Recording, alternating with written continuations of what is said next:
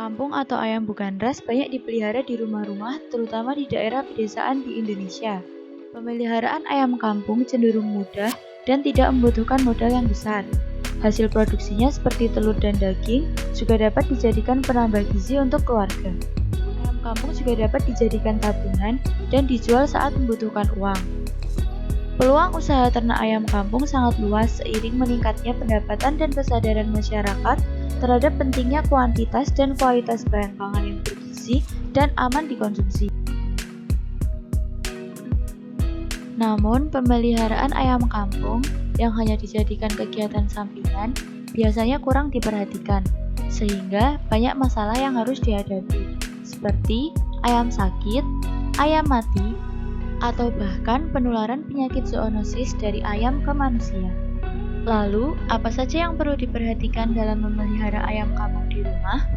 Yang pertama adalah pemilihan bibit, sistem pemeliharaan, kandang, pakan, reproduksi, imunisasi dan pengendalian penyakit, dan cara mengolah hasil produksi seperti telur dan daging. Bibit yang diperlukan untuk memulai memelihara ayam kampung di rumah dapat disesuaikan dengan modal dan lahan yang ada. Misalnya, paling sedikit 5 ekor ayam betina dewasa dan 1 ekor ayam jantan atau ayam jago. Selanjutnya, saat ayam baru tiba, ayam dapat dipisahkan terlebih dahulu dalam sebuah kandang panggung selama kurang lebih 2 minggu untuk mengurangi penyebaran penyakit dan dilakukan imunisasi sebelum diumbar dengan ayam lainnya. Pemilihan indukan ayam yang baik harus dilakukan sebelum melakukan budidaya ayam kampung. Menurut Hayanti tahun 2014, ayam jago yang baik memiliki ciri-ciri yaitu sehat dan tidak mempunyai cacat fisik, pergerakannya lincah dan gesit, penampilannya tegap, mata bening, bulu halus dan mengkilap, kaki dan kuku bersih, serta sisik teratur, memiliki nafsu kawin yang tinggi, berumur 1-2,5 tahun dan bertaji.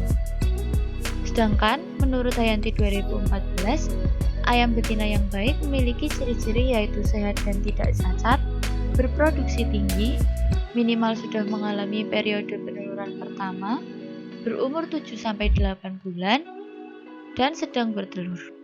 Selain ciri-ciri fisik, peternak juga perlu mengetahui tingkatan umur ayam. Tingkatan umur tersebut diperlukan dalam penghitungan pemberian pakan dan pengaturan dalam perkandangan. Berdasarkan umur, ayam dikelompokkan menjadi 4 bagian.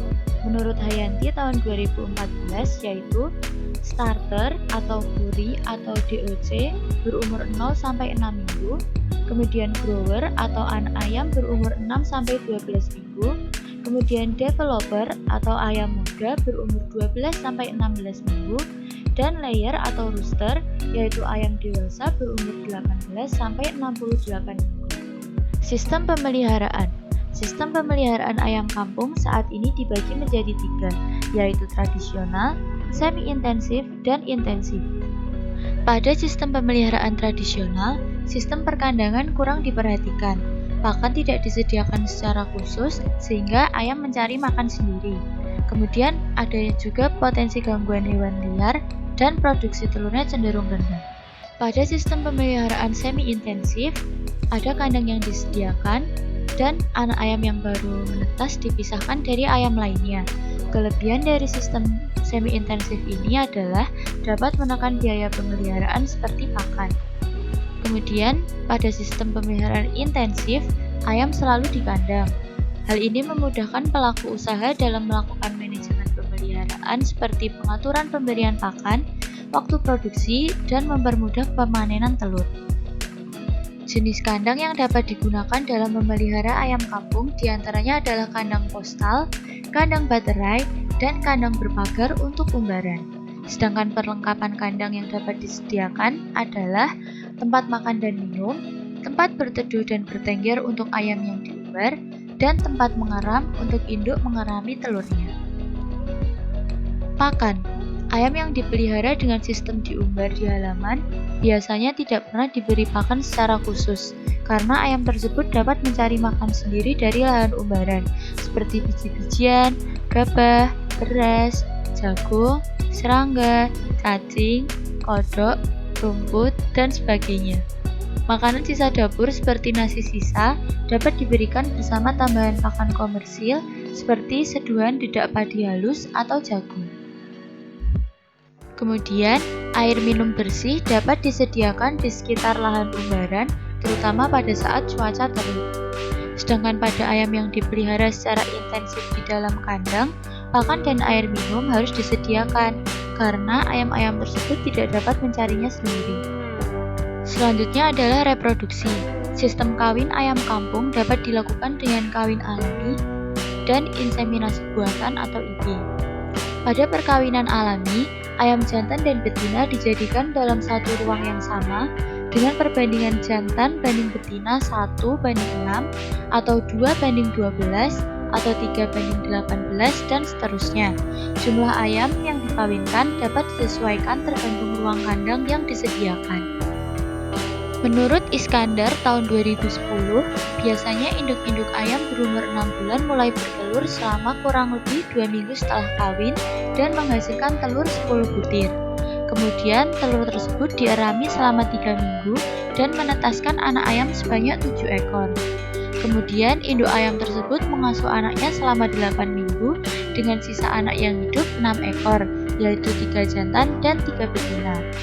Untuk mendapatkan keturunan yang baik, telur dapat diseleksi. Menurut Hayanti tahun 2014, ciri-ciri telur yang baik adalah berbobot antara 36-46 gram, berbentuk normal, dan memiliki kerabang yang halus.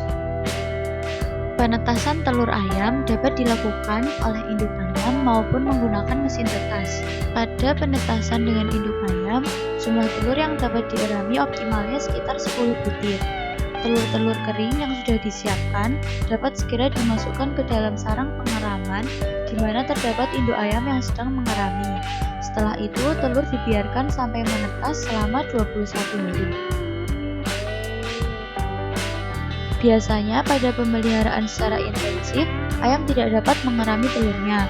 Oleh karena itu, digunakan mesin tetas untuk menetaskan telur. Telur yang telah diseleksi dimasukkan ke mesin tetas pada suhu 37,8 derajat Celcius, kemudian dibolak-balik secara merata sehari 3 kali sampai masa inkubasi selama 18 hari.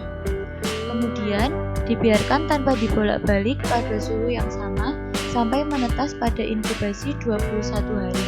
Perlu diperhatikan bagi air di dalam mesin tetas selalu berisi air yang cukup. DOC. Setelah telur menetas, DOC atau deoksigen atau ayam berumur 1 hari diseleksi kembali untuk mendapatkan keturunan dengan kualitas yang lebih baik. Menurut Suprayogi tahun 2018, pemeliharaan DOC dapat dipisahkan dari ayam yang lain menggunakan brooder box. Brooder box disiapkan dengan kotak atau kardus dan bohlam lampu sebagai pemanas dengan suhu 35 derajat Celcius yang dinyalakan sekitar 2 jam sebelum DOC dimasukkan. Pemanas atau brooder ini berfungsi untuk menjaga kestabilan suhu kandang dan sistem kekebalan tubuh DOC yang belum stabil. Pencegahan penyakit pada pemeliharaan ayam kampung dapat diperhatikan dalam 2 hal, yaitu biosecurity dan imunisasi. Biosecurity atau sanitasi dapat dilakukan dengan menjaga kebersihan. Saat ada ayam yang sakit, ayam tersebut harus segera dipisahkan dari ayam yang lainnya. Penggunaan desinfektan juga dapat sesekali dilakukan pada kandang untuk menghilangkan kuman penyebab penyakit. Setelah memegang ayam atau membersihkan kandang ayam, kita juga harus menjaga kebersihan, misalnya dengan mencuci tangan. Imunisasi dilakukan dengan memberikan sistem kekebalan tubuh tambahan pada ayam melalui vaksinasi. Setelah berhasil memelihara ayam kampung dengan baik di rumah, maka kita dapat merasakan hasilnya. Di antaranya yaitu daging ayam kampung dan telur konsumsi. Daging dan telur tersebut dapat dikonsumsi sendiri untuk keluarga maupun dijual. Dalam menyimpan telur konsumsi, pertama telur dibersihkan dengan lap basah dari kotoran yang menempel, kemudian menyimpannya di dalam ruangan sejuk sekitar 17 derajat Celcius apabila akan disimpan lebih dari 1 minggu. Selain daging dan telur konsumsi, Anda juga bisa menjual telur tetas, DOC, atau ayam dewasa untuk menambah penghasilan. Nah, begitulah hal-hal yang dapat diperhatikan dalam memelihara ayam kampung di rumah. Cukup mudah kan?